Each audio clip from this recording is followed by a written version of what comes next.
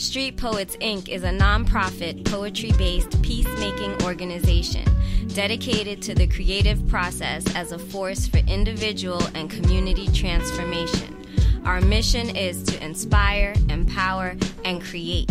Street Poets Inc. works with at-risk youth in the schools, juvenile detention facilities, and the streets of LA County. Hey everyone, I'm Jen. I'm the Street Poets intern for summer of 2012 for Street Science. Today we have Brandon, who has recently gotten out of jail, right? And you've spent some time at Street Poets. Yeah. So let's get to it. How do you feel, coming back? I bet it's been crazy, and I bet there's a lot of reflection going. So I'm wondering, how do you feel you were 3 years ago? 3 years ago, I feel like I was kind of like not who I was supposed to be. And it's just like, it was a dark time in my life, you know? I was just like, I was all over inside my mind. I didn't have a balance. There was good in me, but I was drowning it out, trying to be the stuff that I wasn't. So in like reality, I was acting very fake in many ways, though I wasn't all bad. It's just I was going down a very, very, very like dark road. And so like I was hanging out with people that weren't really for me, and I was committing myself to them. And nothing against them, I have nothing bad to say about them, but like I had a family over here at Street Poets, you know, and I had my own family, and those are the people that I should have been there for. And it took a lot of learning. I did a lot of ignorant things that I wish I could take back, but I think it's contributed to who I am now. Having come out of prison, that time was essential for me. I don't know where I'd be if I didn't go. I saw through myself.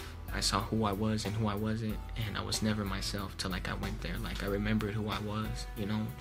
And basically it's like all the illusions, all the lies I told myself and that I told others, I confronted them. And sometimes I would run, but I would like face them, you know. And I was receiving letters from like my family, people here at Street Poets, and they were motivating me. They were like really there for me, you know. They were like helping me. And Chris, you know, he's like my main mentor. I have other mentors, but Chris and I are like, I've worked with him the most, and he gave it to me straight. He's a very compassionate man, but he gave it to me straight in a good way, and it really helped me see myself for who I was. So I'm really grateful I had the experience. It may sound weird, like who's grateful they went to prison, you know? Like nobody, but I mean, for some of us, that's what it takes, and for me, that's what it took. So. Okay, so I hear you talking a lot about your processes, and I'm wondering what your creative process was like then and what it's like now. That's a good question. Back then, it was like a majority of my raps.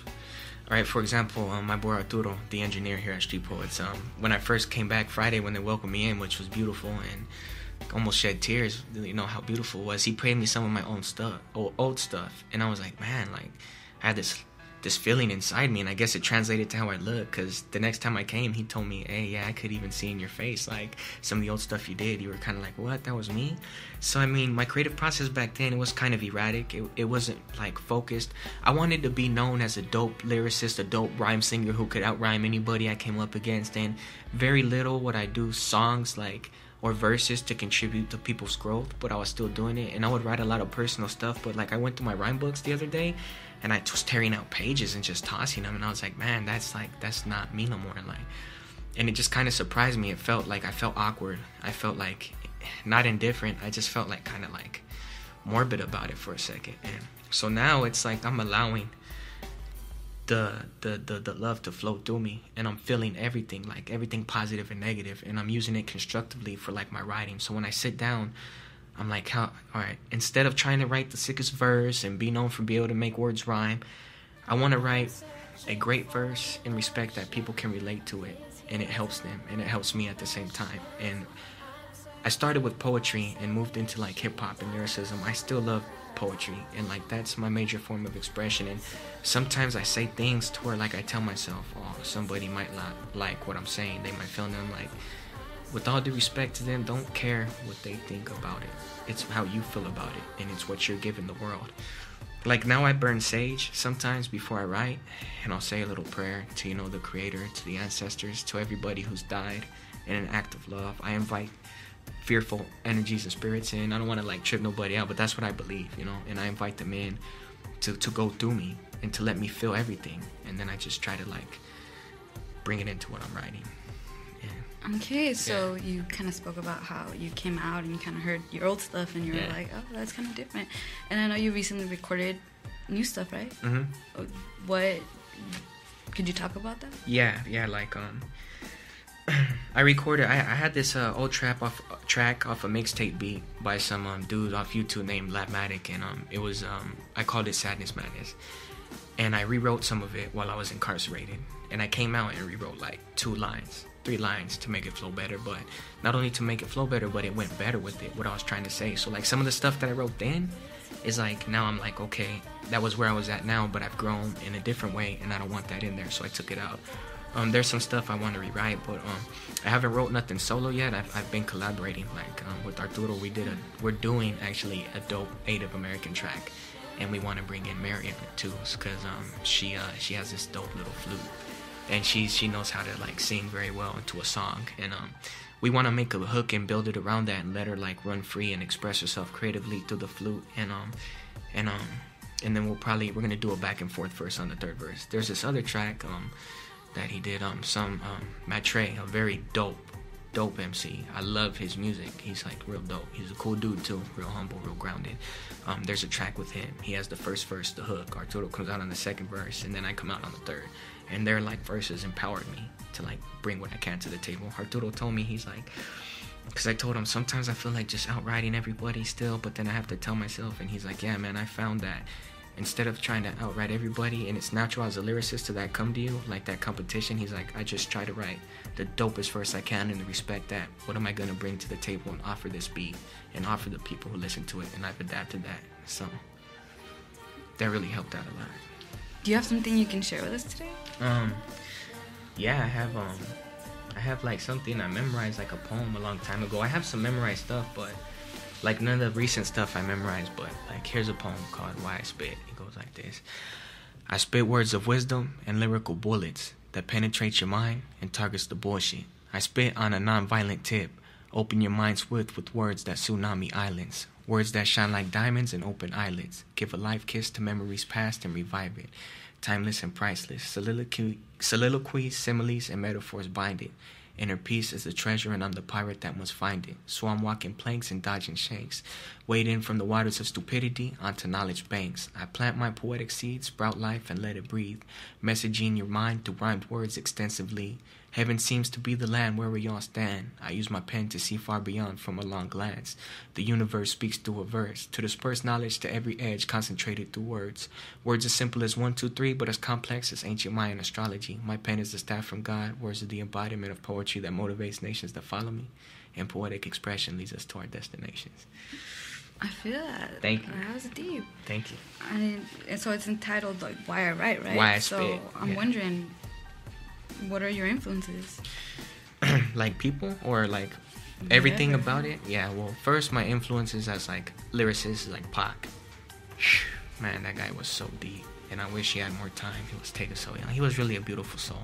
Other MCs influenced me, like Eminem. You know, a lot of people know him as like clowning, but I mean, I don't know if like I'm pretty sure the general public knows because he sold so many millions of records, but he has songs where he gives you a soul in a very guttural, real, rugged, and raw way, and he's never been known to like not say something because he thinks it's like not correct for people to hear. He lays it on the table, and I draw inspiration from that.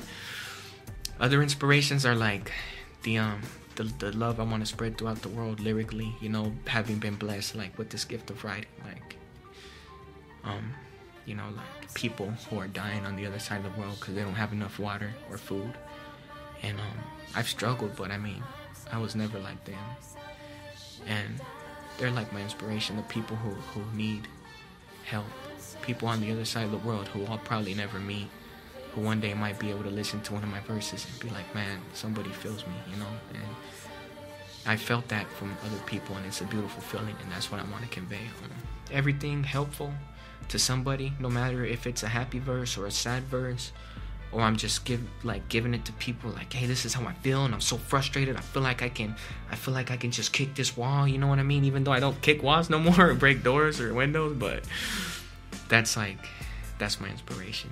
And yeah, especially all the dope MCs who had that but never got a chance to get their voice on record or wax. You know, it's like I'm doing it for everybody and as well as myself, but I try to do it for everybody before me. And not everybody agrees with that strategy, but I find personally it helps me better. So yeah. How does it feel to be able to record your poems and your writings? It feels good. It feels real good because sometimes, like, when I would, like, around my mother, she likes to listen to my stuff, but I wouldn't want her to hear it. And now, like, whenever I have something, I'm gonna give her a copy and, like, here, tell me your honest thing. And she really thinks I'm, like, tight, you know, like, maybe it's the mother to son thing, you know, but she told me she's a fan. And, like, how it feels to record it is, like, it's unexplainable. It's, like, this extremely positive feeling, like I'm doing something with my life and I'm doing what I love. And, like, with all humility, I say that I feel like I'm meant for this. The air conditioner just came on and we needed it. I was starting to sweat. I feel like this is me, and writing is my gift. And, you know, I want to write poems. I probably want to write a novel or two. You know, I want to write books where I just tell people, hey, this is how I felt about this. And, you know, hopefully it helps. It feels great. It's kind of like a feeling that I can't verbalize no matter how much I try. But just imagine something so positive that you feel like everything, quotation marks here, evil or wrong that you've ever done is washed away by the words you're spitting. And that's how it makes me feel. That's dope. Thank you. Well, thank you so much for speaking to us and sharing with us your process. Before we say bye, I wanted to give you the space to be able to tell street poets, your family, whatever you feel. Okay, cool. You can or want to. All right. I'm a talker, everybody, so bear with me. Is there a time limit? Nah, just letting I know. All right. First, I want to thank you for conducting this interview. It was dope. You're a good interviewer. And to my family, you know, it's just like, man, you guys have dealt with me at my worst. And when I was at my worst, I wasn't an easy person to be around. And I pushed a lot of people away, and you guys just stuck with me. And I love you all, like, really infinitely. To street poets, man, like, I met you guys when I was in juvenile detention camp, and started off with Rob and Irie, and then I met Andres, and then I got out and went to the drum shop Chris used to own, and I met him. And street poets are like just really like beautiful people. We're never perfect, nobody, but like I would give my life for any of them. So, and I would live for them at the same time as well. And it's just like, it's like you love somebody so much, you know, like a brother or a sister, that, you know, on all technicalities, people say, oh, that's my friend, but you stop looking at them as friend and you start looking at them as like brother, sister, you know. And that's how I really feel about them. There's a lot of beautiful people here, like Arturo and Mary let me spend the night at their house, and it's tight, you know, it's tight just kicking it with them both, because like they're real good people, like Marjorie, everybody here. And there's like people who aren't regulars who pass through the door, but I still invite them like into me to feel that same thing. And I just want to say, especially to the world, like, man, I've learned a lot, and I've been to the bottom of the bottom, and I've been to the highest of highs, and I've been in between and bouncing between those two wavelengths. And I'm just like, man, we have to really like take care of each other, really. Like all the stuff we've done wrong, that I've done wrong, that you've done wrong, you know, learn from it, become one with it. Don't repeat the things that made you feel horrible doing, you know. And just love each other. Like, really, like, love is not a cliche. I don't care what nobody thinks or says about it. It's not. It's be there for the kids. Like, build a future for them. Like, America doesn't have to be the best at everything.